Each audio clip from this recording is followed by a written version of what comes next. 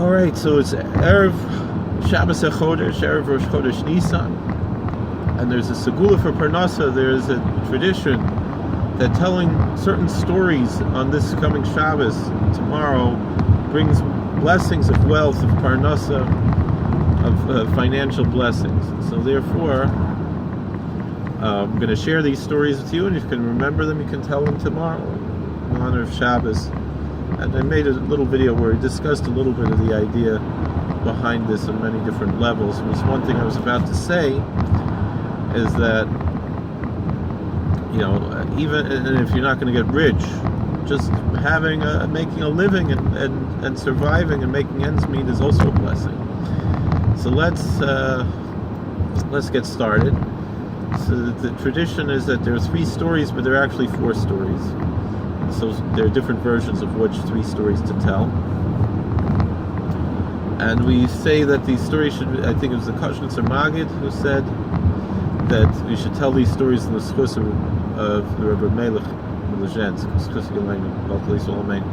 that in the merit of telling these stories that we should have blessings, we should have parnasa, we should have financial blessings, so we should be able to celebrate Passover and for the whole year. And of course the blessings of the holiday bring blessings for the whole year. The first story goes that there was a poor Jew who didn't have enough money for Passover. He was very simple. So he came up with an idea. He's going to write a letter to God and put it on an arrow and shoot the arrow up into heaven, I guess, up to the sky, and God will get this letter and give him what he wants. And he referred to God as my king, and the letter asking for money, how much money he needed to celebrate Passover. And he shot the arrow with the letter attached to it. Now the human king of that kingdom where he lived was out hunting, and he found this letter on an arrow on a tree. And he asked one of his men there to go get the letter, and he read the letter, and it had the Jew's name and address and his request, how much money he needed, and the king sent it to him because he thought it was interesting to find such a thing. And so the Jew had the money, and just like he had the money for Pesach, so too we should have money for Pesach and for the whole year long in order to serve God. And this was the Rebbe Melech Milazhensk. The next story was the story of the Rebbe Melech Milazhensk, that there was a Jewish merchant. He was an alcohol merchant, and he had a barrel of whiskey. And his plan was that he would buy the whiskey at wholesale and sell small, cups or whatever, make a profit on it. And that's how, and from the profit he would make on the whiskey, he would be able to have money for Pesach.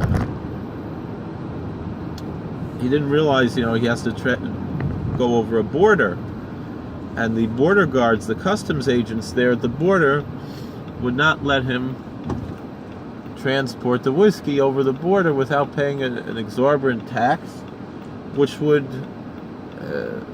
eat out all the profits, and it would actually wind up costing him more than his investment even.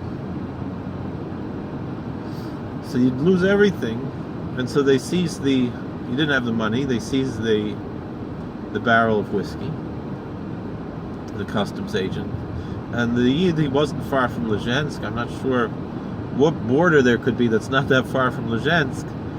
Lezhensk is kind of in the middle of Poland. I was there once, but he managed to get to the Rebbe Melech, and he went to Rebbe Melech. The Rebbe Melech told him, of course, in those days, Poland wasn't one country; it was many different kingdoms, so that's probably part of the story. And the Rebbe Melech said, "Go back and tell them it's water, and they can taste it and see it's just a barrel of water." And that's what he did. He went back and he said, it's just a barrel of water. Taste it. And they saw it was just water, so they let him have it. So then he went back to Melech and said, what am I supposed to do with a barrel of water? And then he said, taste it again, it's whiskey again. And it was whiskey, and he was able to sell it. And then he had money for Pesach and for the whole year.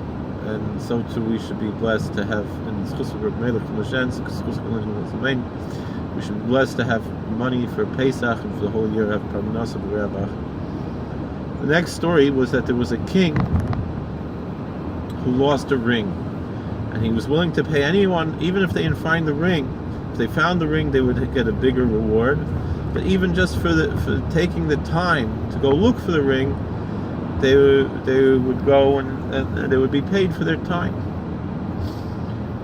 So there was a Jew who didn't have any money for Pesach, and his wife said, you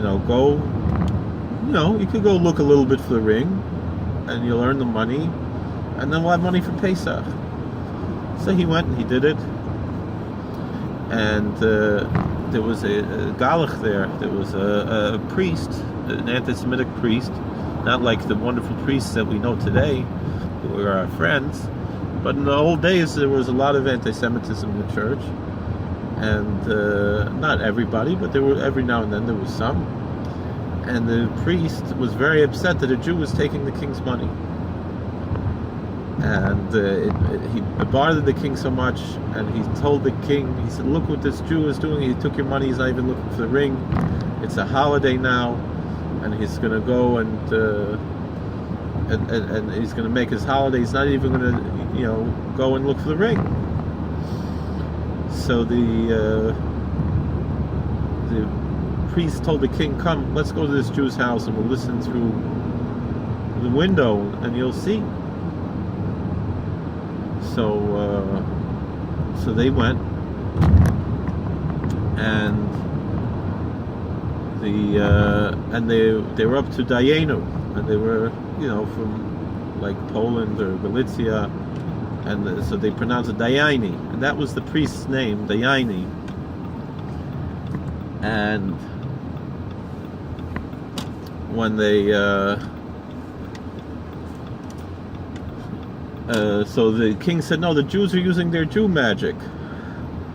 They're saying, who stole? They're saying something, Ilu Hotzion, that must mean who stole the ring, and then they all saying Dayani stole the ring, and it was actually true that he stole the ring. And so the Jew not only had money for Pesach, but he had money for the whole year, because the king also gave him a reward for finding the ring.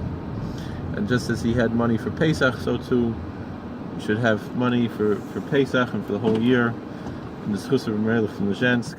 It's interesting that the Galach there, he was so upset that the Jew took the money. I'll tell the other story in another video, because there's a story that there was a priest who was complaining to Bishop Fulton Sheen of the opulence of the Catholic Church. And Fulton Sheen said to him, you must have a guilty conscience, Father. How long have you been stealing from the collection plate? And it was true. So it's a little bit of psychology. So thank you for watching. God bless. Please like, share, and subscribe, comment. And thank you for watching. And we should all have Parnasa this year and all year long.